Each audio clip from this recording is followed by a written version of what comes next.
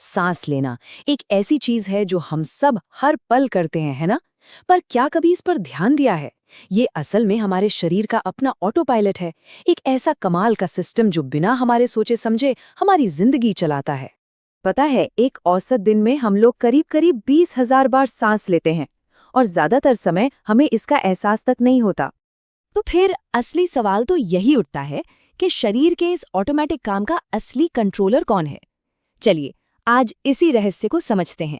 अच्छा, साइंस की भाषा में इसे कहते हैं रेगुलेशन ऑफ रेस्पिरेशन। ये असल में शरीर का एक शानदार ऑटो पायलट सिस्टम है। लेकिन सबसे मजेदार बात पता है क्या है?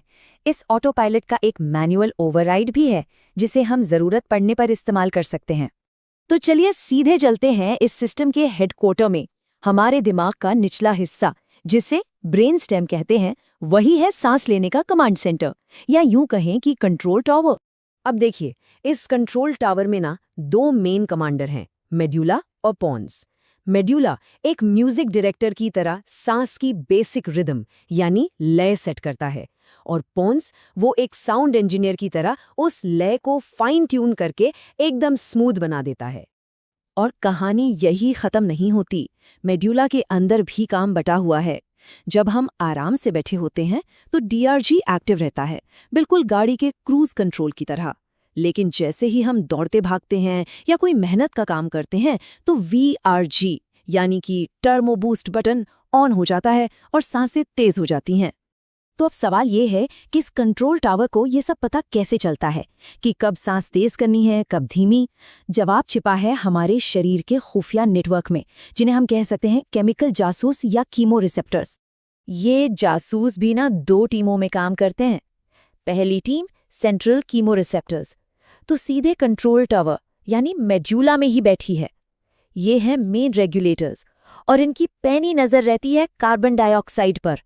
और जो दूसरी टीम है पेरिफेरल कीमोरिसेप्टर्स, वो हमारी धमनियों में गश्त करती रहती है। ये एक तरह का बैकअप सिस्टम है जो ऑक्सीजन लेवल पे नजर रखता है। यहाँ एक बड़ी मजेदार बात है, हमारा शरीर ऑक्सीजन की कमी से ज्यादा कार्बन डाइऑक्साइड के बढ़ने पर रिएक्ट करता है। क्यों? क्योंकि CO2 सीधे हमारे खून के pH लेवल, मतलब उसकी एसिडिटी को बदल देता है, और ये बहुत जरूरी चीज है। तो देखिए ये सिस्टम कैसे काम करता है।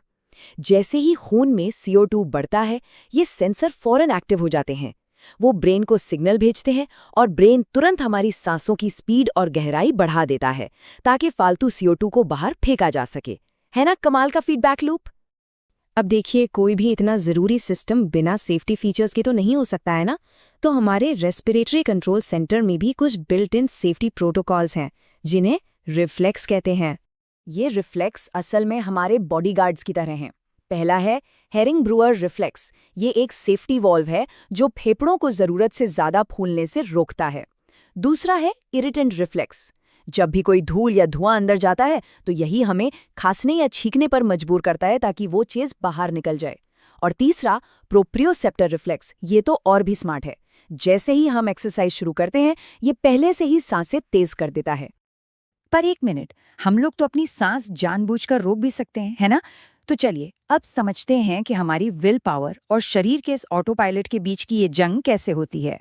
हमारे दिमाग का जो सोचने समझने वाला हिस्सा है, सेरेब्रल कॉर्टेक्स, वो हमें थोड़ी देर के लिए इस सिस्टम का कंट्रोल अपने हाथ में लेने की पावर देता है। इसी की वजह से हम बोल पाते हैं, गाना गा पाते हैं या फिर पानी में डुबकी लगा पाते हैं। लेकिन इसकी एक लिमिट है। आखिर ऐसा क्यों है कि कोई भी अपनी सांस हमेशा के लिए नहीं रोक सकता? जवाब छिपा है केमिस्ट्री में। जैसे ही हम सांस रोकते हैं ना, हमारे खून में कार्बन डाइऑक्साइड जहर की तरह बढ़ने लगता है, और ये देखकर हमारे केमिकल जासूस कंट्रोल टावर को एक के बाद एक इमरजेंसी अलार्म भेजने लगते हैं। और फिर एक पॉइंट ऐसा आता है जब ये अलार्म इतने तेज हो जाते हैं कि शरीर का ऑटोमेटिक सिस्टम हमारी विल पावर को जबरदस्ती ओवरराइड कर देता है। वो हमें सांस लेने पर मजबूर कर ही देता है। ये जिंदा रहने के लिए शरीर का अपना ही एक फुल प्रूफ सेफ्टी मैकेनिज्म है। अच्छा, ये सब समझना इतना ज़रूरी क्यों है? क्योंकि जब ये कमाल का सिस्टम फेल होता है ना, तो बहुत सीरियस हेल्थ प्रॉब्लम्स हो सकती हैं। जैसे कि अगर किसी के ब्रेन स्टेम यानी कंट्रोल टावर पर चोट लग जाए तो सांस लेने का पूरा सिस्टम ही बिगड़ सकता है या बंद भी हो सकता है। COPD या अस्थमा जैसी बीमारियों में ये सिस्टम बहुत ज़्यादा मेहनत करने लगता है। और जब ये पूरी तरह से फेल हो जाता है, जिसे कहते हैं रेस्पिरेटरी फेलियर, तब तो जान बचाने के लिए वेंटिलेटर जैसी बाहरी मशीनों की ज़रूरत पड़ जाती है। तो कुल मिलाकर ये खामोशी से काम करने वाला ऑटोमेटिक सिस्टम हमारे स्वास्थ्य की, हमारी जिंदगी की बुनियाद है। हर सेकंड, हर पल ये बिना थके हमारे लिए काम करता रहता है। सांस लेने का ये जो ऑटोमेटिक सिस्टम है, ये तो बस एक छोटा सा उदाहरण है। जरा सोचिए, हमारे शरीर के अंदर और न जाने कितने ऐसे कमाल के चमत्कार चुपचाप चल रहे हैं जिनकी हमें खबर तक नहीं होती।